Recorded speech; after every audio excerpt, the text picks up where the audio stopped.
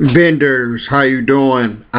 This video is going to tell you a few key things to look at when you are scheduling an event. Some is to avoid scams, and the others to benefit you. And these are things that I do.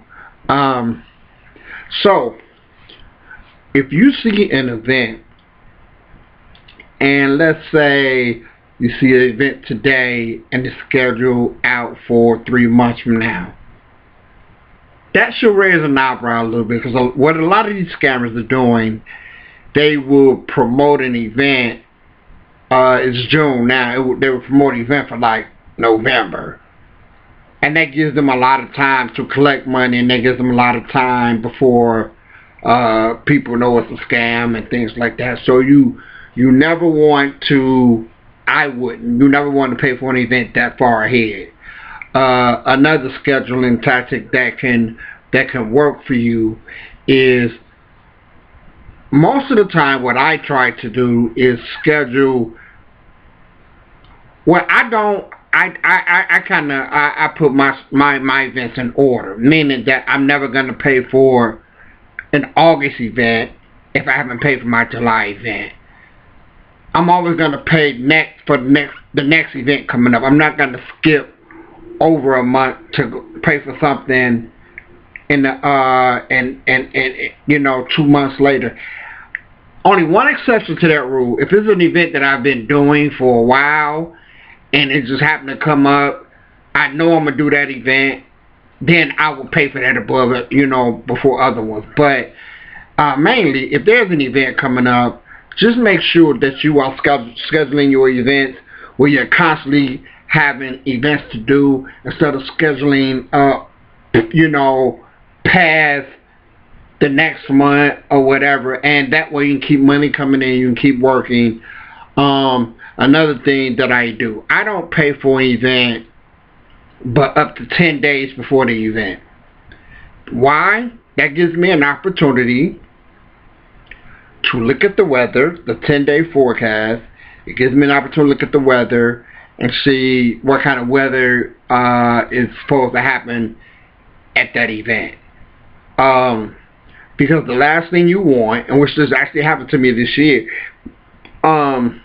you don't want to pay for an event and it get rained out. You can't really do anything. I actually, this is the first time that it happened to me. Man, maybe in years. I paid for an event, and it was a nightly event, and then there was a Saturday event. The night went okay, but the next morning it had rained. I was totally rained out, so I just went in and packed my stuff and I left because it was just so wet, and that kind of brought me back to reality that the weather is a big part of my scheduling and how I schedule when I pay for things and things like that, because you don't want to lose money. Even if if you don't, if some organizers saying, hey, we gotta have this payment by this day, if it's not within that 10 days where you can actually see and look for the weather, you kind of look at it or whatever, you just can't do it. You know what I'm saying? Because what these organizers are doing, everybody is saying it's a rain or shine event. Now, we all know if it's raining, that it's not going to be a good event for you. But the organizers say rain or shine so they can keep the money and so they can still make their money. So my suggestion is to you is to never pay for an event with only pay for an event within 10 days, so you can look at the weather and you can look at and see get an idea of what it looks like, or or if that's something you should stay with, or you're just gonna miss the event. Somebody wants you to pay a month and a half in advance. That's not a good idea. Remember, you are self-employed. You got to do what's best for your numbers. You got to do what's best for your business.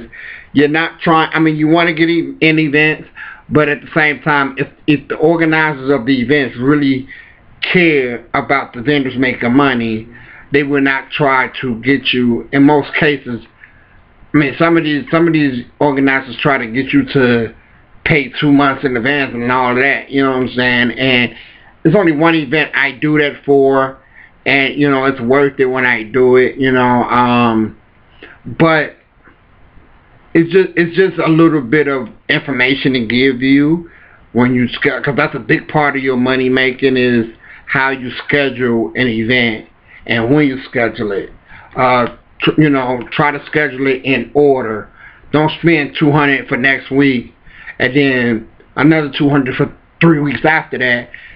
Try to spend, you know, try to schedule your events one after the next, and don't skip over so many days or so many weekends or whatever. And that way you always working and you're always making money.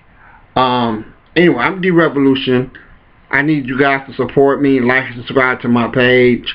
I'm an 11-year vendor. You can check me out. I put my websites on here. You guys have a good day.